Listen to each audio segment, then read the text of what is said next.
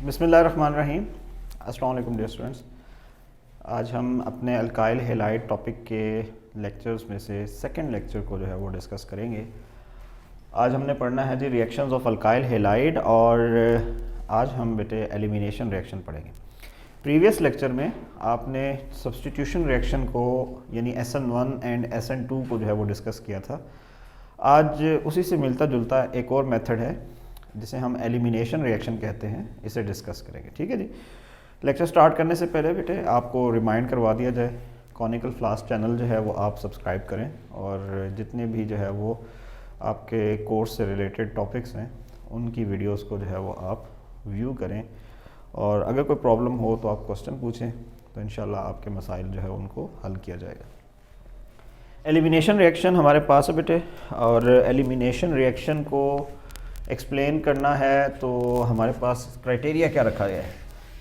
Organic chemistry में alkyl halide दो तरह के एलिमिनेशन रिएक्शंस जो हैं वो कंडक्ट करते हैं। एसन रिएक्शन की तरह, सब्स्टिट्यूशन रिएक्शन की तरह इन्हें भी हम डिवाइड कर देते हैं दो ब्लॉक्स में।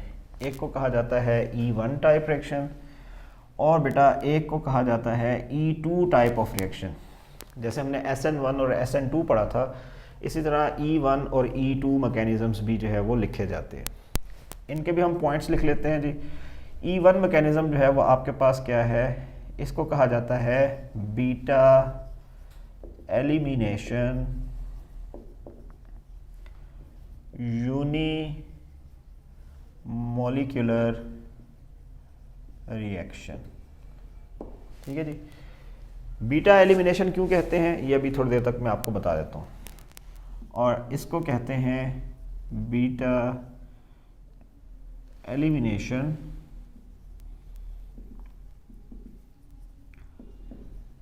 Bye molecular reaction. ठीक है जी। और ये यूनिमॉलिक्यूलर या बाय मॉलिक्यूलर कैसे डिसाइड किया जाएगा बेटा, आपके पास यहाँ लिखा हुआ है E1, तो 1 का मतलब होता है यूनिमॉलिक्यूलर, और ये होता है E2, 2 का मतलब होता है बायमॉलिक्यूलर। और एलिमिनेशन का मतलब एक ऐसा रिएक्शन होता है बेटा कि जिसमें कोई भी मॉलिक्यूल, कोई भी एटम अपना बॉन्ड ब्रेक करके कार्बन से सेपरेट हो जाता है, जिसके रिस्पॉन्स में कार्बन एटम क्या करते हैं, आपस में डबल बॉन्ड बना लेते हैं। तो सैचुरेटेड से अनसैचुरेटेड हाइड्रोकार्बन की फॉर्मेशन होती है। सेकेंड, जैसे हमने सेकंड स्टेप इससे पहले SN रिएक्शन में लिखा था, सेम वैसा ही एक स्टेप यहाँ E रिएक्शन में लिखा जाएगा। E1 mechanism, it is two step process. ये जैसे हमने वहाँ SN1 में लिखा था कि SN1 में आपके पास बेटा 2 स्टेप प्रोसेस होता है, तो E1 भी आपके पास बेटे 2 स्टेप प्रोसेस है। और यहाँ पर E2 क्या हो जाएगा, it is single step process. ठीक है जी। एक 2 स्टेप प्रोसेस है और एक आपके पास बेटा single step process. Number third, अब बात की जाएगी मैकेनिज्म से कि मैकेनिज्म क्या हो सकता है।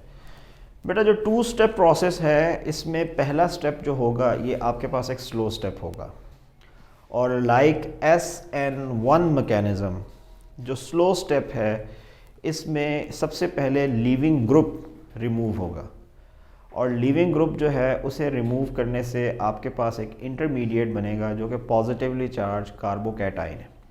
यानी जो पहला स्टेप है आपके पास E1 एंड SN1, इन दोनों के लिए आपके पास जो कंडीशन है वो सेम है।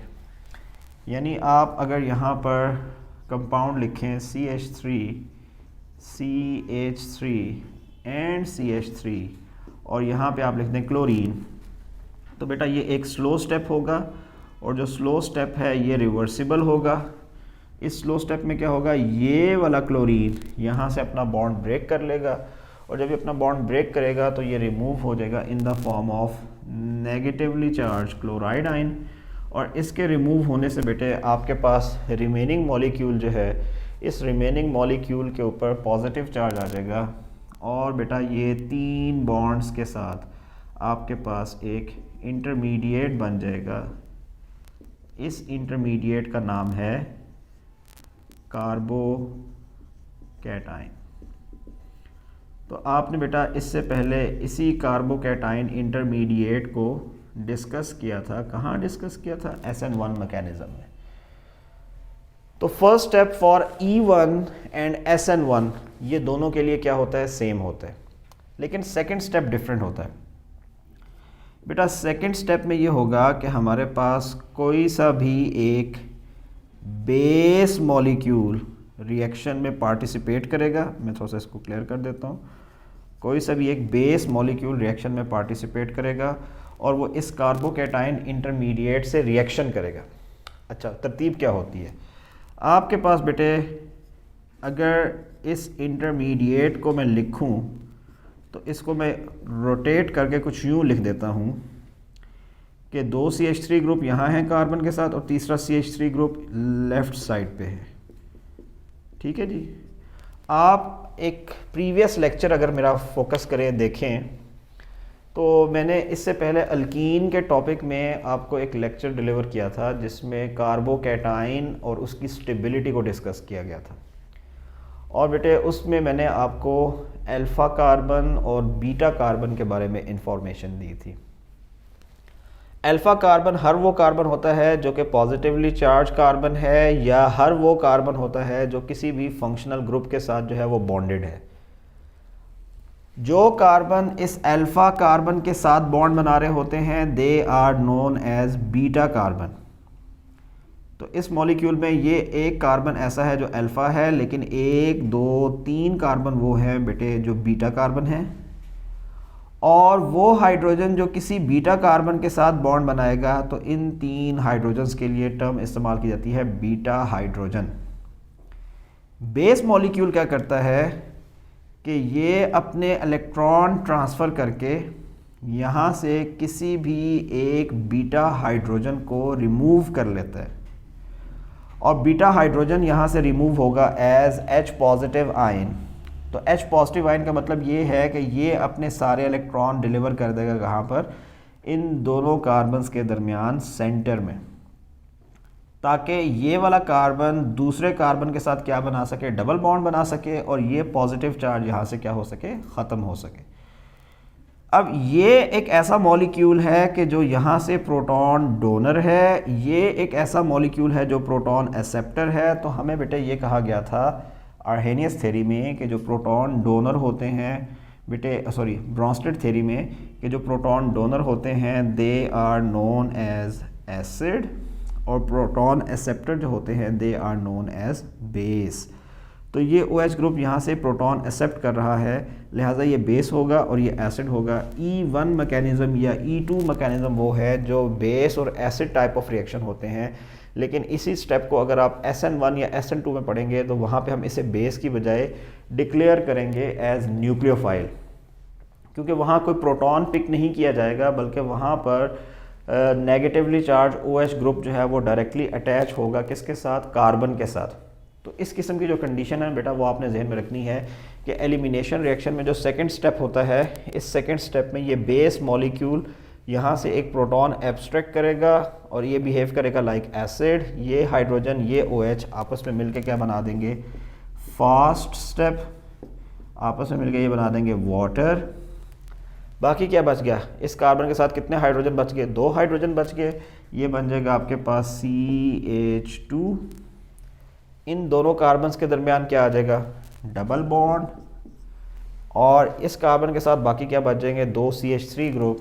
तो बेटा यहाँ पर भी जो है वो एक CH3 आ जाएगा और यहाँ भी एक CH3 आ जाएगा। तो इनिशियली आपके पास बेटे सैचुरेटेड हाइड्रोकार्बन था, लेकिन जब फाइनल रिजल्ट आया तो ये अनसैचुरेटेड हाइड्रोकार्बन है। और ये किस वजह से है? ये एलिमिनेशन रिएक्शन है। और कौन सा एलिमिनेशन है बेटा? ये बीटा एलिमिनेशन रिएक्शन है। यूनिमोलिकुलर इसलिए लिखते हैं क्योंकि आपके पास एक मॉलिक्यूल यहाँ पे इन्वॉल्व है। ये वाली बात आगे चल के आप दोबारा से एक्सप्लेन कर लेंगे। ठीक है जी। तो ये OH नेगेटिव तीनों में से किसी एक बीटा हाइड्रोजन को रिमूव कर। इस कंपाउंड का नाम क्या होगा? 1 2 3 कार्बन है, या 1 2 3 कार्बन है। सेकंड कार्बन पे क्या है? मीथाइल। इसका नाम होगा 2 मीथाइल 1 प्रोपीन। तो 2 मिथाइल 1 प्रोपीन यानी अनसैचुरेटेड हाइड्रोकार्बन आपके पास प्रोडक्ट है।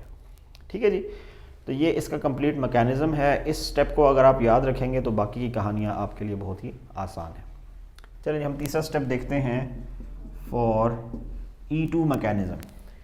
ये 2 स्टेप प्रोसेस है, लेकिन E2 मैकेनिज्म बेटे आपके पास ऐसा है जो कि सिंगल स्टेप प्रोसेस होगा।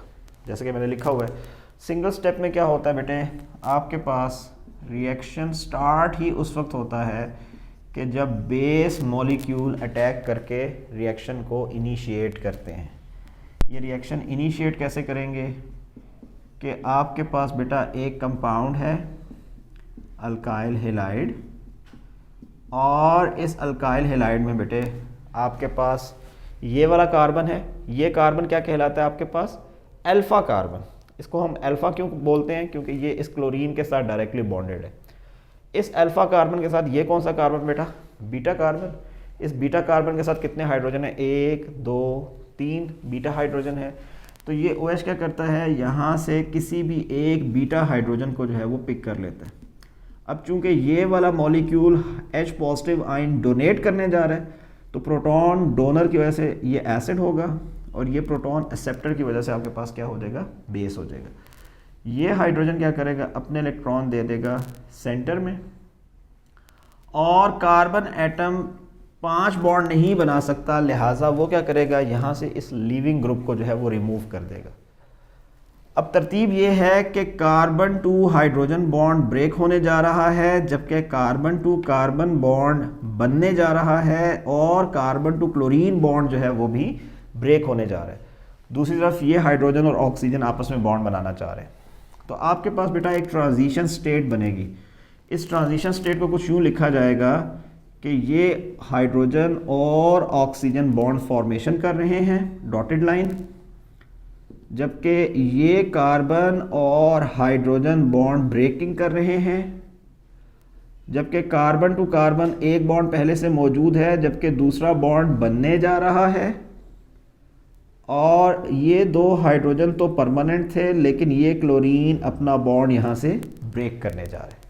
ये जितनी डॉटेड लाइंस हैं, ये सारी की सारी डॉटेड लाइंस इस बात को इंडिकेट करती हैं कि ये बॉन्ड परमानेंट नहीं है, ये टेम्परेरी बॉन्ड है, इन्हें हम काउंट नहीं करेंगे। तो carbon to hydrogen bond count नहीं किया जाएगा, carbon to chlorine bond count नहीं किया जाएगा, जबकि कार्बन टू कार्बन बॉन्ड जो है ये भी काउंट नहीं किया जाएगा। ये बॉन्ड भी काउंट नहीं होगा। प्रोसेस क्या है, यहाँ बॉन्ड फॉर्मेशन, यहाँ बॉन्ड ब्रेकिंग, यहाँ बॉन्ड फॉर्मेशन, और यहाँ बॉन्ड ब्रेकिंग हो रही है। इस स्टेप का नाम रखा गया है ट्रांजिशन स्टेट। ये ट्रांजिशन स्टेट आगे चल के क्या करेगी, हमें फाइनल प्रोडक्ट दे देगी। OH और हाइड्रोजन बॉन्ड बनाएंगे तो क्या बन जाएगा, H2O। Carbon to carbon double bond बन जाए तो क्या बन जाएगा, CH2 डबल बॉन्ड CH2। और ये क्लोरीन अगर सारे इलेक्ट्रॉन लेकर, जैसे ये देखें एरो मैंने लगाया है, ये क्लोरीन सारे इलेक्ट्रॉन लेकर यहाँ से रिमूव होना चाह रहा है, तो ये क्या बन जाएगा, क्लोराइड आयन। ये सेंटर में क्या है, डबल बॉन्ड, 2 कार्बन हैं, क्या बन गया, ईथीन। तो बेटा ये एक सिंगल स्टेप प्रोसेस है जिसमें बेस एंड एसिड दोनों इन्वॉल्व है। और बेस मॉलिक्यूल कहाँ से अपने बॉन्ड को जो है वो स्टार्ट करेगा, इनिशिएट करेगा, वो इस प्रोटॉन को पिक करने से जो है वो बॉन्ड फॉर्मेशन को जो है वो इनिशिएट करेगा। जबकि ऐसा कोई प्रोसेस, कोई स्टेप आपको SN1 या SN2 में नज़र नहीं आया है। वहाँ आपने डायरेक्टली OH ग्रुप को अटैक किया था ऑन कार्बन, तो वो रिएक्शन था न्यूक्लियोफिलिक इलेक्ट्रोफिलिक, जबकि ये रिएक्शन जो है ये आपके पास क्या है, acidic and basic. Bronsted acid, Bronsted base. Bronsted acid कौन से होंगे, प्रोटॉन डोनर। ब्रोंस्टेड बेस कौन से होंगे, प्रोटॉन एक्सेप्टर। समझ आ गई बात की जी। चले हम आगे चलते हैं, ठीक है जी। नंबर 4th पॉइंट देखें। नंबर 4th पॉइंट हाइब्रिडाइजेशन है। आपके पास बेटा यहाँ कार्बन एटम कितने बॉन्ड बना रहे हैं, 4 बॉन्ड। चारों बॉन्ड कौन से हैं, सिंगल बॉन्ड। और हमने ये लास्ट लेक्चर में देखा था कि आपके पास बेटा जब सिंगल बॉन्ड बनता है तो कार्बन की हाइब्रिडाइजेशन क्या होती है, sp3। फिर यहाँ इंटरमीडिएट में कितने बॉन्ड बन रहे हैं, 3 बॉन्ड, और पॉजिटिव चार्ज भी है, तो अगर 3 बॉन्ड बने तो हाइब्रिडाइजेशन क्या होती है, sp2। और अगर डबल बॉन्ड आ जाए तो डबल बॉन्ड में भी हाइब्रिडाइजेशन क्या होती है, sp2। तो अब कंडीशन ये हुई कि only reactant is sp3 hybridized but intermediate and product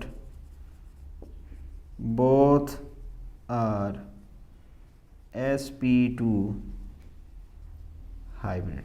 ठीक है जी।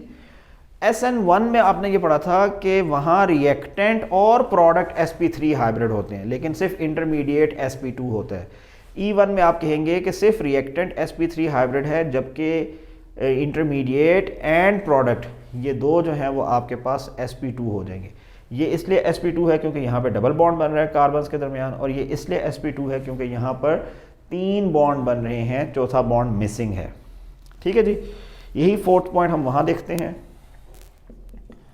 अच्छा, अब फोर्थ पॉइंट में क्या होगा, अगेन यहाँ पे भी वही होगा कि reactant is sp3 hybridised, but अब यहाँ पर आपने ट्रांजिशन स्टेट का नाम लिखना है, इंटरमीडिएट नहीं लिखना आपने। ठीक है, अब आप लिखेंगे but transition state and product both are sp2 hybrid. तो ये आपके पास बेटा कंडीशन हो जाएगी, sp3 हाइब्रिडाइज सिर्फ रिएक्टेंट है, जबकि ट्रांजिशन स्टेट और प्रोडक्ट दोनों क्या होंगे, sp2 हाइब्रिड। एक बात और, आपने SN1 या SN2 मैकेनिज्म्स के अंदर स्टीरियो केमिस्ट्री को भी डिस्कस किया था कि वहाँ पे आपने ये कहा था कि 50% रिटेंशन, 50% इन्वर्जन, ई रिएक्शन में कोई स्टीरियो केमिस्ट्री इन्वॉल्व नहीं होती है।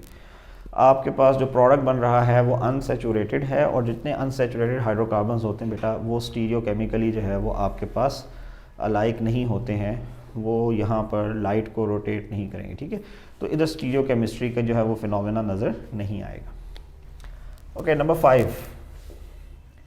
चलिए जी, हम काइनेटिक्स को देख लेते हैं। काइनेटिक्स में हमने ये बात की थी कि जो स्लो स्टेप रिएक्शन होते हैं उनमें पहला स्टेप यानी फर्स्ट स्टेप जो है 2 स्टेप प्रोसेस में फर्स्ट स्टेप जो है ये रेट डिटर्मिनिंग स्टेप है। ठीक है, यही बात हमने SN1 के लिए कही थी और यही बात हम E1 के लिए कह रहे हैं। Slow step is our rate determining step, so only concentration of substrate is responsible for rate of reaction।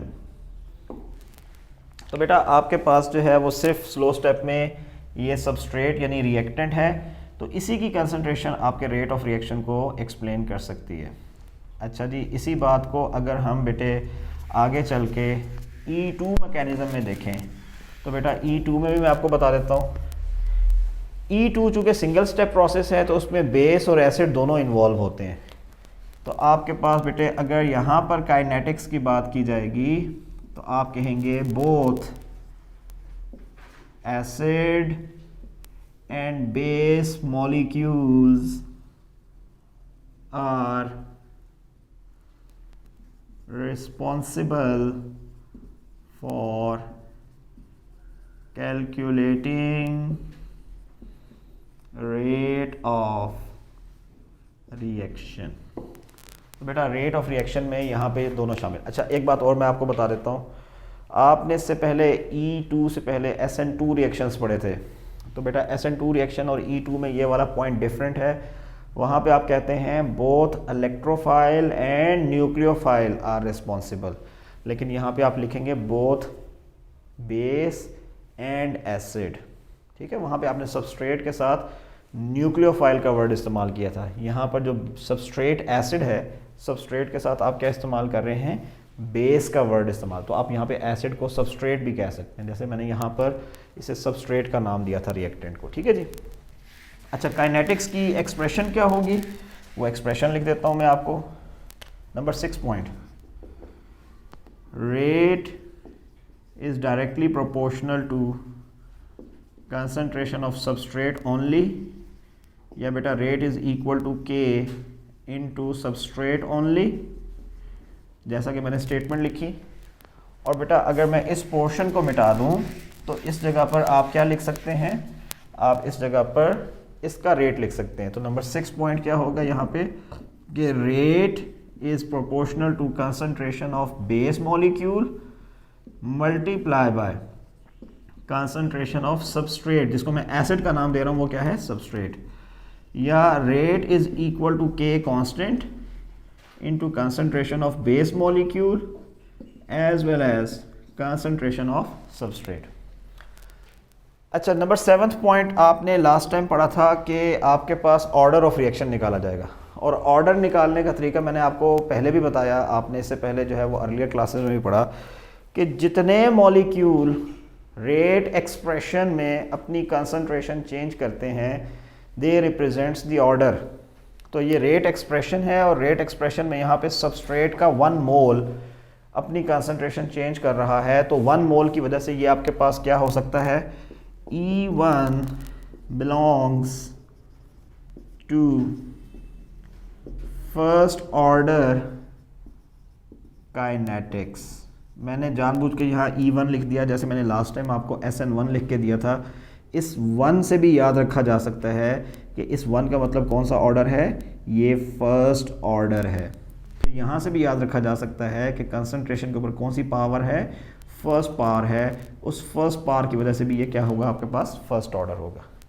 तो 7th पॉइंट यहाँ पे क्या लिखा जाएगा बेटा, E2, ये कौन सा हो सकता है, अब इसमें चूंकि 2 सबस्ट्रेट है ना, 2 मॉलिक्यूल्स हैं, एक बेस है और एक सबस्ट्रेट है, दोनों की पावर जो है वो 1 + 1 2 हो जाएगी। तो यहाँ लिखेंगे हम E2 belongs to second order kinetics. तो ये सेकेंड ऑर्डर काइनेटिक्स के साथ जो है वो बिलोंग करता है, ठीक है जी, समझ आ गई बात की। अच्छा, अब बस बेसिक कहानियाँ जो हैं वो आपकी ख़त्म हो गई हैं। अब बेटे आपके पास नॉर्मल पॉइंट्स रह गए हैं, मैं वो दोनों पॉइंट्स लिख देता हूँ जैसे आपने SN1 SN2 में लिखा था। नंबर 8 पॉइंट क्या था, मैंने कहा था polar solvents usually favour E2 mechanism, वहाँ मैंने लिखा था SN2 mechanism, sorry E1 mechanism. Polar solvents usually favour E1 mechanism, वहाँ मैंने लिखा था SN1 मैकेनिज़्म, ठीक है जी।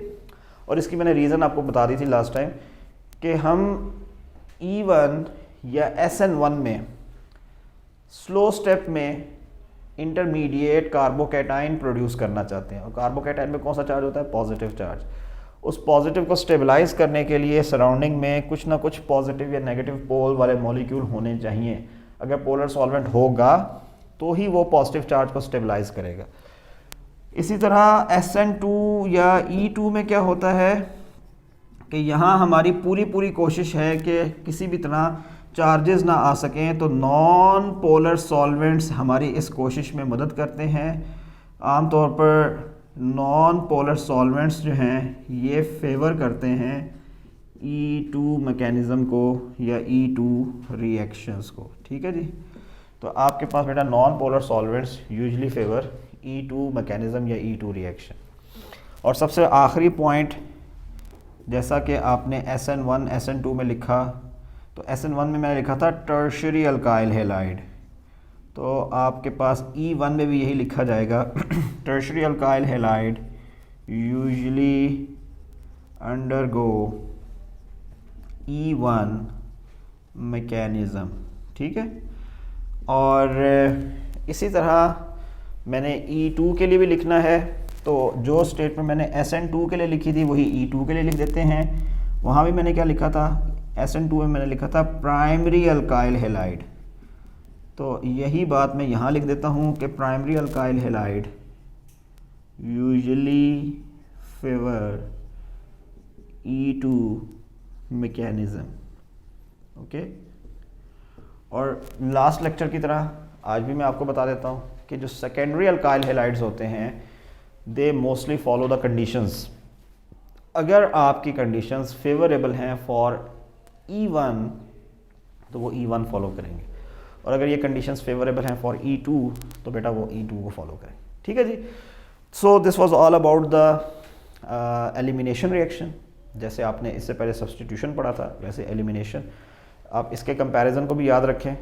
इंशाल्लाह नेक्स्ट लेक्चर में हम कुछ फैक्टर्स को डिस्कस करेंगे जो फैक्टर्स हमारे सब्स्टिट्यूशन या एलिमिनेशन रिएक्शंस को इफ़ेक्ट करते हैं। ठीक है, वो भी काफ़ी इंटरेस्टिंग लेक्चर होगा, तो आप उसे भी जो है वो फोकस कीजिएगा।